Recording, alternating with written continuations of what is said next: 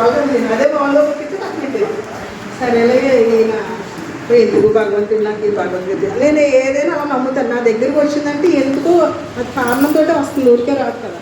నేను ఏదో నేర్చుకోవడం కోసం ఇలా మరి సడన్గా వచ్చి నాకు ఇచ్చారంటే ఏదో నేర్చుకుంటాను ఇందులో అనిపించి మళ్ళీ అన్నారు వాసు గారు వీళ్ళందరూ వచ్చారు. సరే మీరు వెళ్ళిపోతే మళ్ళీ పక్కన బుక్ పెట్టేస్తాను, మీ ఎదురుగుండానే ఫస్ట్ శ్లోకం చదివేస్తానని చదివిన వెంటనే చూడండి నాకు లేక గోమెడ కొట్టినట్టు వచ్చింది ఆ క్వశ్చన్. అంటే నేను తణుకు నుంచి పిల్లమంటాను కొత్తలు అన్నీ వదిలేస్తాను కదా, ఇంకేమీ లేదు, ధ్యానం లేదు, ధ్యాన ప్రచారం ఏమీ లేదు కదా.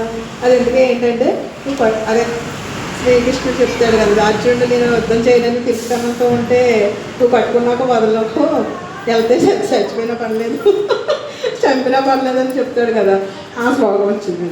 అప్పుడు నేను వెంటనే అన్నాను ఇది ఈ బుక్ నా కోసం తెచ్చినట్టున్నారు, ఈ పదం కూడా నన్ను ఈ బుక్ నన్ను గోర్మే కొట్టింది, ఇప్పుడు దాకా ఈ 2 సంవత్సరాల నుంచి ఏమి చేయకుండా కూర్చున్నాను కాబట్టి నాకు చెప్పడానికి వచ్చింది, కాడి నుంచి ఇంకా పట్టించుకోకుండా నా పనులు నేను చేసుకుంటానని అప్పటి నుంచే రమణ మహర్షి అక్కడికి వెళ్ళడం మొదలుపెట్టాను. అంటే చూడండి, అంటే లేదనుకోండి వాళ్ళు ఏమనుకుంటారు వీళ్ళు ఏమనుకుంటారంటే మనం వెళ్తాం నా గాడి గిఫ్ట్ ఏంటంటే మా ఆయన సపోర్ట్ ఇంకా అంతకంటే ఏం కావాలి కదా. అప్పటి నుంచి ఆ బుక్ చదవడం మొదలుపెట్టాను. అది కూడా ఇలా ఒక్కదాన్ని అయితే నేను చదవలేదు, నా ఫ్రెండ్స్ అందరిని ఇలా కూర్చోబెట్టుకుని నేనే భగవద్గీత బుక్ ఇచ్చారు చదవడం. ఎలా చదువుదామంటే కృష్ణుడు చెప్పిన దగ్గర ఇదంతా కృష్ణుడు చెప్పినట్టు మనం ఉన్నామో లేదో చెక్ చేసుకుందాం. రోజుకు ఒక శ్లోకమే, మళ్ళీ ఎక్కువ వద్దు మనకి, కానీ ఆచరణలో పెట్టుకోండి. మ్యాక్సిమం మనం ధ్యానం చేసిన వాళ్ళు కొన్ని ఆచరణలోనే ఉంటాం, లేనాటికి మళ్ళీ నేర్చుకుందామని అలా స్టెప్ బై స్టెప్ అన్నీ నేర్చుకుని వచ్చేసరికి బంధం కూడా అయిపోయింది. బంధం పోగొట్టడం తల్లికి ఎంత జ్ఞానం చేసినా పిల్లల కాడ వచ్చేసరికి బంధం ఉంటుంది. అది మా ఫ్రెండ్ అన్నాను కదా ఆవిడకి నేనంటే బాగా ఇష్టం అండి, ఇంకా నన్ను వదిలి ఉంటారు ఆవిడ. నేను 2 months సెలవుకి ఇక్కడ కొత్త చచ్చిపోయేవారు, ఎప్పుడు వస్తారంటే ఆవిడ తిట్టిదాన్ని, చిచ్చి మీకు అంత ఉండకూడదు, ఏంటంటే నీటి కొట్టు మీరు తామరాకులా ఉండాలంటే ఆవిడ తిట్టేస్తారు, మాట్లాడితే నీటి కొట్టు తామరాకు ఇది ఒకటి నేర్చుకున్నాం తల్లి అన్నీ కూడా.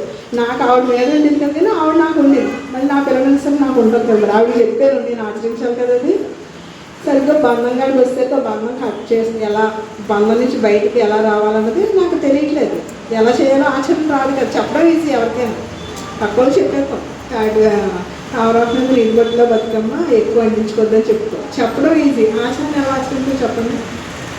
ఆచరించలేదు కదా, ఇప్పుడు మ్యాక్సిమం ఇక్కడ అందరూ ఆడవాళ్ళే ఉన్నారు, బంధం కట్ చేసుకోగలమా ఎంత జ్ఞానం చేసినా.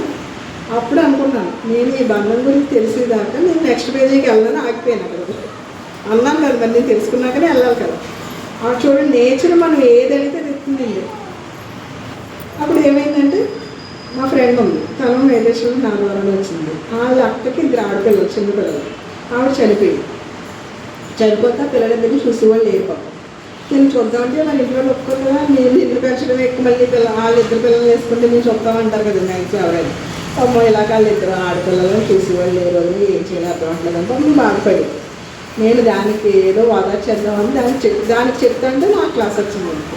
అమ్మ దేవుడు చాలా గొప్పోడు, ఎవరిని ఊరికే వదలడు, ఒకవేళ వాళ్ళ అమ్మ ఈ 10 సంవత్సరాలకే ఆవిడ డిజైన్ చేసుకొచ్చింది, వాళ్ళు చూస్తానని వచ్చింది, అయిపోయింది వెళ్ళిపోయింది, తన పని అయిపోయింది. కానీ దేవుడు అలా అనాథుల్లో మాత్రం వదిలేడు, ఆ టైంకి ఇంకొకళ్ళు వస్తారు వాళ్ళు చూస్తారు, మీ అక్క ఉన్నా వెళ్ళిపోతాయి వెళ్ళకపోయినా వెళ్ళిపోతే నువ్వేం ఫీల్ అవ్వకని చెప్పి వెంటనే ఎందరాదు కానీ నీకేం పోయా కదా, నువ్వెంత నీ లేకపోతే నా పిల్లలు ఉండరు, నేను పెట్టకపోతే పిల్లలు తినరు అని. అలా ఏంటంటే స్టార్టింగ్లో నాకు ప్రతిసారి వచ్చినప్పుడు అదే మా పిల్లలు చిన్నపిల్లలు సుధామంజరి గారని పాలింగ్లో పిరమిడ్ కట్టారు, ఓపెనింగ్ ప్రతిసారి వచ్చారు, అదే ఫస్ట్ కలవడం నేను జనంలోకి వచ్చి కొత్తమని.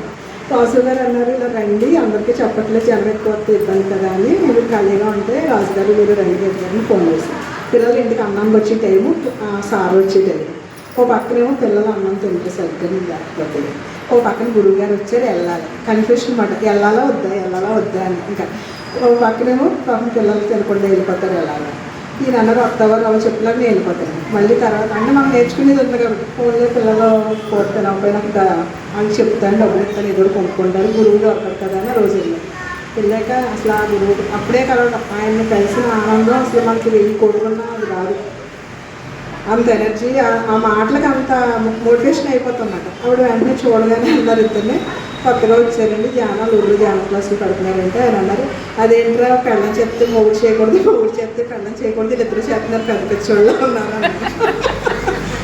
అసలు వాళ్ళ ఊళ్ళో క్లాసులు పెట్టారని.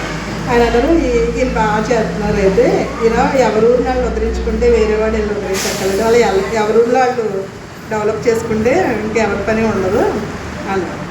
అన్నాక ఆయనతో ఫోటో దిగాం. అసలు చాలా ఆనందం. మళ్ళీ సాయంత్రం 3 క్లాస్ అక్కడికి కూడా వెళ్ళిపోయామంటే ఇంకా అసలు ఆ సార్ని కలిసిన ఆనందం ఇంకా అసలు వదలాలనిపించదు అన్నమాట. ఇంకా అప్పుడు అనుకోండి, అప్పుడు దాకా నాకు గురువు, మా అత్తయ్య రమణ మహర్షి భక్తురాలు, మా నాన్నమ్మ కూడా, నాన్నగారు భక్తురాలు. ఎన్నిసార్లు తీసుకెళ్దామన్నా నాకు కుదరలేదు, ఏంటో మరి నాకు ఈ గురువు దొరుకుతాడేమో. మరి నాకు వెళ్దాం అనుకోండి ఏదోటి మానేయటం. అసలు జిన్నూరు వెళ్దామంటే కుదిరేది కదా అసలు. అప్పుడు అనిపించింది అన్నమాట, ఎవరికి తగ్గ గురువు వాళ్ళు దొరుకుతారేమో. ఆ గురువు గురించే తెలియదు నాకు, ఎంత మంచి గురువు దొరికారు అని. ఇంకా ఆ గురువు తర్వాత ఎవరైనా గురువు తర్వాత అన్న స్టేజ్కి వెళ్ళిపోయింది నిజంగా. ఇంకా ధ్యాన ప్రచారం ఇవి ఉండి కదా, అయిపోయింది. తిరుమల వస్తేనన్నాను కదా, వచ్చిన తర్వాత ఇంక 2 సంవత్సరాలు ఏమీ లేదు. ఇది మొదలెట్టాక అప్పుడు అనుకున్నాను, మా ఆయన అన్నాను, నువ్వు ఏదో చేసుకుని వీళ్ళకి ఏంటంటే రైలు చేపలు చెప్తున్నాను కదా, ఇంకో ఫీలింగ్ ఉంటుంది. ఇప్పుడు నేను చేసినప్పుడు నేను చెప్పడానికి సరిపోను కాబట్టి నేను ఏమి చేయను, నువ్వు చేసుకుంటే చేసుకోవాలి. సరే ఫోన్లో మాకు అవకాశం వచ్చారు కదా అని మళ్ళీ స్టార్ట్ చేయాలని మళ్ళీ శివాలయంలో ఆడవాళ్ళని పిలిచి క్లాసులు పెట్టాం. సరిగ్గా మేము ఉన్న ప్లేస్లో ఏం చేసేవారంటే, అప్పుడు 2012 క్రితం మాకు అప్పుడు మా పరిస్థితి కూడా మాకు అప్పుడు ఏమీ లేదు. ఊరికి ఏదో 10,000 వచ్చి కేబుల్ మీద మా లైఫ్ మాకు వెళ్ళిపోయేది. అలా ఉన్నప్పుడు ఏం చేశారంటే, నా సైట్ కొని అక్కడ పిరమిడ్ కట్టి కింద హాల్ వేసి పైన పిరమిడ్ కట్టి మా నాన్న పేరుతో, మా నాన్న మామగారు లేదన్నమాట, మా నాన్న పేరు పెట్టి నేను ఇది కొని కడతానని కట్టిందని. అది కొనడానికి ఆ బేరాల సైటు కొనడానికి బేరవాడటం మానేసాక ఇంకా ధ్యానం లేదు కదా, అంతా మొత్తం వెళ్ళిపోయింది. ఏమీ లేదు, తిరుమలలో ధ్యానం అనేదే లేదు, మొత్తం శూన్యం. ఆ టైంలోని మా ఫ్రెండ్ ఏం చేశారంటే, సచివతి గారు అని మళ్ళీ ఆవిడ ఫోన్ చేశారు, గీత పిరమంటలో పిరమిడ్ వస్తున్నట్టు నాకు మెడిటేషన్లో కనిపించింది, పిరమిడ్ వస్తుంది అన్నారు. నేను వెంటనే ఇక్కడ పిరమిడ్ అంటున్నారు, ధ్యానం చేసే దిక్కేలేదు, పిరమిడ్ ఎవరికి వస్తున్నాను ఇంటే బాబాని ఇలాగన్నా ఫోన్లో మెడిటేషన్లో ఏదో వచ్చినా కరెక్టే, ఒకవేళ ఎవరైనా కడతారేమో, మళ్ళీ దొరకట్లా, మళ్ళీ అంతా బాగుంటుంది ఇవ్వలేదు, మంచి మాట చెప్పారని మాట్లాడుకున్నాక సాయంత్రం మాకు టీవీగా కూర్చున్నప్పుడు ఈయనతో ఏదన్నా మాట్లాడేసుకుంటాం కదా, ఇంటే సచివాలయం ఫోన్ చేశారు, మన ఊళ్ళో ఎవరో పిరమిడ్ కడతారంటే ఎవరో అని నేనే అన్నారు. అంటే ఆయన మనసులో ఉంది కూడా నాకు చెప్పలేదు. పక్కన అప్పుడు మాది మా మధ్యగారిది మాది కలిపి ఉంటుందన్నమాట. పక్కన సైట్లు కొన్నారు, అంటే మాకు ఇల్లు సరిపడలేదని కొన్నారు. నేను ఇంక ఇవన్నీ మానేసాక ఈయన పిరమిడ్ కడతారని నాకు నమ్మకం లేదు. నేను అసలు ఇంకా అడగలేదు అట్ల గురించి. పోనీ లాస్ట్కి ఏదైతే మంచి పని చేస్తున్నారు ఇంక లైఫ్లో నేను ఇంకేం అడగను అని అప్పుడు అన్నారు. నీకు ఎలాగో మెయింటెనెన్స్ ఇష్టం, బయట కట్టామనుకో అవి మెయింటెనెన్స్లు అని ఎవరో ఉండరు, మన ఇంటికాడ అనుకో అన్నీ చూసుకుంటూ ఉండొచ్చు, అన్నీ బాగుంటాయి కదా, పైన కట్టేసుకుంటాను. సరే మంచి పని చేస్తున్నారని మళ్ళీ ప్రాపంచికం ఉంటుంది కదా, చుట్టుపక్కల వాళ్ళు అందరూ నన్ను భయపడతారు, నువ్వు మీ ఆయన పిల్లలు పెట్టేస్తానంటున్నారు, మీకు రేపు పొద్దున్న మీ పిల్లలకు పెళ్ళిళ్ళు చేస్తావు, వాళ్ళు ఎన్వీలు అడుగుతారు, ఎన్వీలు వండకూడదు అంటున్నా, నీకు ప్రాబ్లమ్స్ వచ్చేస్తే మరి ఎలాగా అన్నారు. నేను అంటే చెప్తున్నాను కదా, నేను బాగా కొన్ని విషయాల్లో కొంతవరకునే ఉంటాను, డెప్త్గా వెళ్ళను. ఏమి నాకు ఆ స్థితి ఉందంతే, ఉంటే ఉండొచ్చు, అందరికీ అవుతాయి, నాకు అవ్వదని నేను అలా అనుకుంటాను. నేను పోలేండి, ఆయన పిరమిడ్ కట్టించాడంటే ఏదో శక్తి ఉంటుంది.